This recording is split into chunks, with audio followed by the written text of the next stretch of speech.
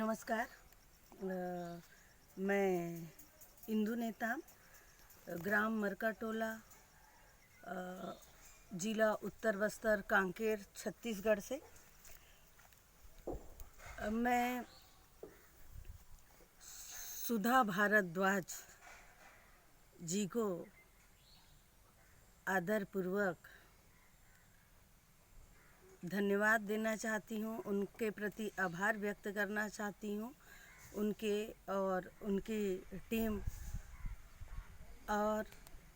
को।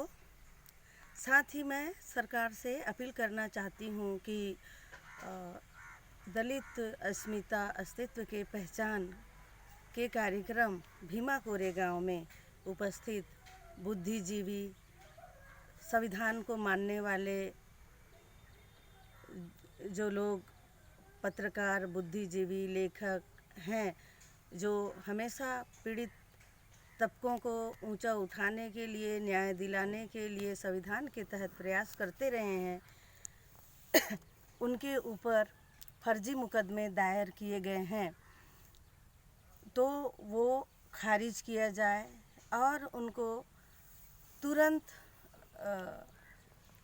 रिहा किया जाए, क्योंकि बिना अपराध के वो सज़ा भोग रहे हैं, उनको बदनाम किया जा रहा है। तबीयत खराब होने की परिस्थिति में भी जो आतंकियों को भी नहीं दी गई है, ऐसी सज़ा उन्हें मिल रही है, जो कि मैं सोचती हूँ मेरे विचार से वो काफ़ी गलत है। इसलिए मैं शासन से सही जांच के लिए कि उनके पास जो भी दस्तावेज हैं उसको तुरंत वो प्रस्तुत करें, और अभी तक उनके खिलाफ इतना कोई ठोस सबूत भी नहीं मिला है, तब भी उनको बंधक बनाया गया है, कैद किया गया है, ये सही नहीं लगता है। तो उनको तुरंत रिहा करना चाहिए, बेल देना चाहिए। मैं सुधा जी के बारे में बताना चाहती हूँ कि सुधा भारद्वाज, उन्होंने छत्तीसगढ़ में हमारे मज़दूर, मेहनतकश किसान, महिलाएं, सभी के साथ जो हो रहे अन्याय और भेदभाव, शोषण, दमन के खिलाफ उठ रहे आवाज़ में उन्होंने साथ दिया, हौसला बढ़ाया, संविधान पे भरोसा करने के लिए लोगों को विश्वास जगाया। ऐसी हस्ती जिन्होंने यहाँ के लोगों को दमन से मुक्ति दिलाने के लिए, न्याय दिलाने के लिए अपने आप को बदला, लोगों के लिए उन्होंने कानून की पढ़ाई की, वकालत की, और कानून के रास्ते, संविधान में दिए गए व्यवस्था के रास्ते से लोगों को न्याय दिलाने के लिए उन्होंने प्रयास किया। वो एकाएक आतंकवादी हो गई। हैरानी की बात है, उन्होंने हमारे छत्तीसगढ़ में विशेष पिछड़ी जनजाति बैगा समुदाय है, उनको राष्ट्रपति का दत्तक पुत्र कहा जाता है। उनके साथ जो अन्याय हो रहे थे, ऐतिहासिक अन्याय से मुक्ति दिलाने के लिए जो वन अधिकार कानून बना है, तब भी बैगा और अति वंचित समुदाय को न्याय नहीं मिल रहा था। अभी तक ऐतिहासिक अन्याय जारी था। उसके लिए भी उन्होंने कोर्ट में बैगा लोगों के मदद के लिए अपना नागरिक धर्म और एक कानून को मानने वाली सिपाही होने के नाते उन्होंने अपील की, केस जीते भी, लेकिन शासन ने उसको इम्प्लीमेंट नहीं किया, अवमानना किया कोर्ट का। अभी तक वो इम्प्लीमेंट नहीं हुआ है उस आदेश का। तो ऐसी बहुत सारे अधूरा जो पड़े हुए हैं केस, जिनमें कि बहुत वंचित वर्गों को न्याय मिल सकता है, आदिवासियों की वो आवाज़ है। मैं एक ख़ास बात का उल्लेख और करना चाहूँगी, जो हमारे बस्तर में सारकेगुड़ा कांड, जिनमें कि हमारे आदिवासियों को बताया गया था कि ये खूंखार नक्सली हैं, दहशत फैलाते हैं, न जाने कितनों की जान लेते हैं। ये कह के 17 आदिवासी लोगों को बेरहमी से मौत के घाट उतार दिया गया था। उनके माथे पे अमर कलंक लगा दिया गया था कि इनके साथ ऐसे सुलूक होना चाहिए। बच्चों को भी नहीं छोड़ा गया था। ये बात को सब लोग मान ही लिए थे, अभी भी कई लोग मान रहे हैं। इनमें से कफन से सच्चाई सुधा जी और सुधा जी के ग्रुप ने निकाला और बस्तर के आदिवासियों के माथे पे लगाया गया कलंक को हटाया और स्वाभिमान पूर्वक जीने का एक अवसर उपलब्ध कराया। जिनके वो उस माँ की उम्मीद हैं जो अपने बच्चों को बिना गुनाह के आतंकवादी या नक्सलवादी का उनको नाम दिया गया था, वो नहीं धो पाती, वो ये कलंक नहीं उठा पाती। उनकी वो उम्मीद है। जो लोग मर के इस धरती में मार दिए गए, दफन हो गए, उन बेगुनाहगारों, बेकसूरों की वो चित्कार हैं, जो चीख चीख के कह रही हैं कि हमारे साथ दमन हुआ। क्यों?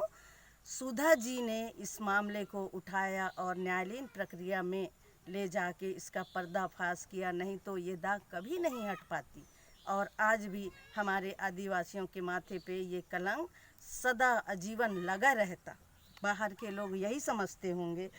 तो मैं ये कहना चाहती हूँ कि इतनी ममता से भरी हुई सुधा जी, जो पूरे वंचित समुदाय के लिए अपने आप को उन्होंने बदला, इसीलिए छत्तीसगढ़ में उसको दाई यानी माँ बोलती हैं, बुढ़िया बुढ़िया महिलाएं माँ बोलती हैं, दीदी, बेटी। वो इस ढंग से पूरे समाज को अपना समझी, उनको देशद्रोही का नाम दे दिया गया। मैं ये कहना चाहती हूँ कि जितने लोगों के ऊपर भी भीमा कोरेगांव में ये फर्जी आरोप लगाया गया है और तरह तरह का नाम दिया गया है, वो सब केस हटाया जाए। और ये कोई अहम वाली बात नहीं है। यदि सचमुच में हमारे भारत देश को महान बनाना है तो ये बनेगा। जो केस इन लोगों के ऊपर लगाया गया है, वो केस सचमुच के देशद्रोहियों के ऊपर, जो खुलेआम हथियार लहराते हैं, गोलियों से भूंज देते हैं, लोगों में दहशत फैलाते हैं।